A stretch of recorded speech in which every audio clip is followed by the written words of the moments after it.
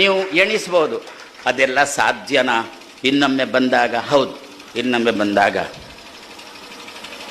ಇಂಡಿಯಾವನ್ನು ಮೆಟ್ಟಿ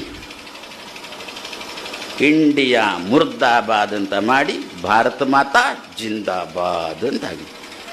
ಇಂಡಿಯಾ ಅಂದರೆ INDIA.